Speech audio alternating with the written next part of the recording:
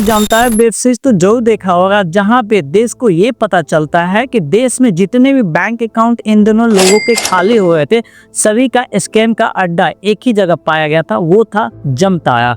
और इसी बीच यूपी के संभल के एडिशनल एसपी अनुकृति शर्मा गश्ती पे जाते हैं और तभी उसे घने कोहरे के बीच में एक तेजी से आती हुई बोलेरो ओवरटेक करती है, जहां पे उन्हें शक होता है, जहां पे वो तुरंत एक्शन लेते हुए वायरलेस के माध्यम से नाका लगाते हैं और उस गाड़ी को वहीं पे रोक दिया जाता है। और जब गाड़ी पकड़ी जाती है तो लोगों के यहाँ से आंखें खुली की खुली रह जाती है, क्योंकि गाड़ी में लगभग 1.5 लाख का कैश बरामद होती है और साथ ही साथ 19 अलग अलग क्रेडिट कार्ड भी बरामद होती है। उन दोनों लोगों के पास पासबुक, चेकबुक और अन्य डॉक्यूमेंट और कई मोबाइल भी इसमें बरामद हुए थे। जब एसपी उनसे पूछती है कि आखिरकार ये क्या है, तो वो अपने आप को बीमा का एजेंट बताते हैं। लेकिन असली खेल यहाँ से स्टार्ट होती है, जब एसपी उनके मोबाइल के एसएमएस को चेक करती है तो उनकी आंखें खुली के खुली रह जाती है, क्योंकि उनके मोबाइल के एसएमएस में कुछ ऐसे सीक्रेट मैसेज होते हैं जहां पे लाखों नहीं बल्कि करोड़ों अरबों का बीमा के माध्यम से स्कैम वाले मैसेज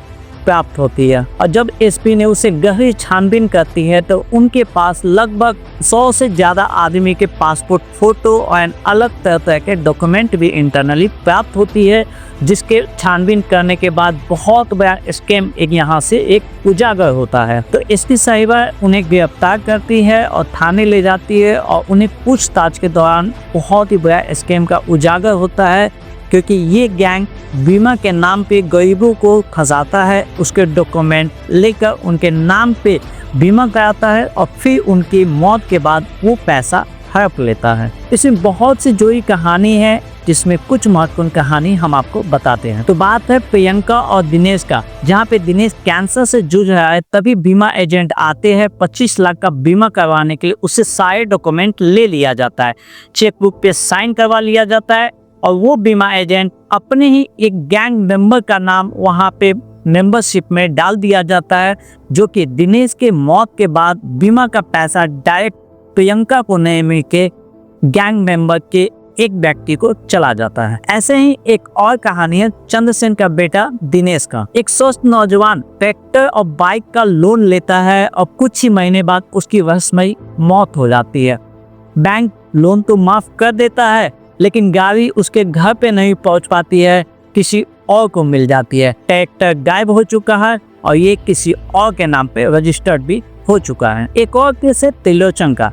त्रिलोचन का मौत दिसंबर 2023 में कैंसर के माध्यम से हो गई थी, लेकिन उसकी बीमा जून 2024 में कराई गई, यानी कि मरने के 6 महीने बाद उन्हें कागज पे जिंदा किया गया, फिर उसे बीमा करवाया गया, फिर उसे फर्जी डेथ सर्टिफिकेट के माध्यम से हार्ट अटैक दिखाकर पैसा को निकाल लिया गया। एक और केस आया है जहां पे बीमा के पैसे के लिए भाई ही भाई को मार दिया जाता है। एक दिव्यांग युवक जिसका भाई बीमा कराकर ई रिक्शा से घर लेके जा रहा था और अपने से उसे गिरा दिया, फिर उसे सिर पटक के मार दिया गया और हादसे का मुआवजा देकर रफू चक्कर हो गया। जैसे जैसे पुलिस इन सभी की छानबीन कर रही थी तो 51 लोगों की इसमें गिरफ्तारी हुई थी, जिसमें 25 से ज्यादा ट्रैक्टर की बरामद हुई थी। ये गैंग को देखा जाए तो पूरे भारत में एक्टिव है, सिर्फ साउथ इंडियन को छोड़ के या फिर कश्मीर और हिमाचल प्रदेश को छोड़ के। साउथ इसलिए क्योंकि वहाँ की भाषा बहुत ही डिफिकल्ट है ये स्कैम करने के लिए,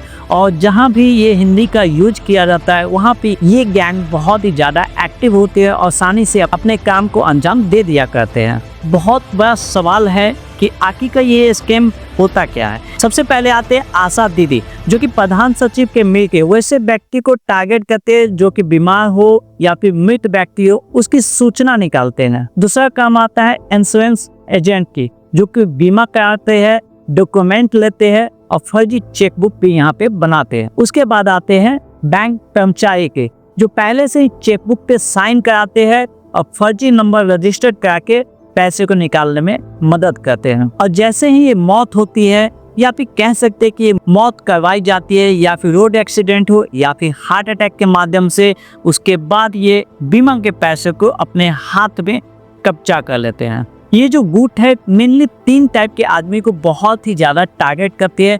वैसे व्यक्ति जो अभी मरने वाले हैं जैसे दिनेश, या फिर जो मर चुके हैं जैसे त्रिलोचन, जो फिर अभी मार दिए जाएंगे जैसे दिव्यांग युवक। ये लोग खास के गरीब, बीमार और नौजवानों को उन्हें बीमा के नाम पे फंसाते हैं और बाद में उन्हें मार देते हैं। और इन सभी के बीच में बहुत से कागज का हेरफेर किया जाता है और एक्सीडेंट और हार्ट अटैक बना के उनकी मौत को साबित कर दिया जाता है। तो ये स्कैम कोई छोटी मोटी नहीं है, यहाँ पे अरबों खरबों का खेल खेला जा रहा था, जिसमें शामिल है आशा कार्यकर्ता, ग्राम के प्रधान, बैंक के मैनेजर से लेके बीमा एजेंट तक, साथ ही अस्पताल वाले जहाँ पे उन्हें डेथ सर्टिफिकेट बनाते हैं। इन गैंगों की लगभग अभी तक अरबों की संपत्ति निकाली गई है और ये देश के लगभग हर जिला में पाया गया है। और इस गैंग के पूरे रैकेट को संबल पुलिस ने खोला है, खास के एडिशनल एसपी अनुकृत शर्मा की सतर्कता और मेहनत से। तो ये है आज के दौर में असली मौत के सौदागर, जो कि बीमा के नाम पे लोगों की जान ले ली जाती है। क्या आपके भी समाज में ऐसे कोई घटना है जहां पे बीमा के लिए लोगों की हत्या की जाती है? अगर ऐसी कुछ बात है तो आप कमेंट में जरूर बताएं। धन्यवाद।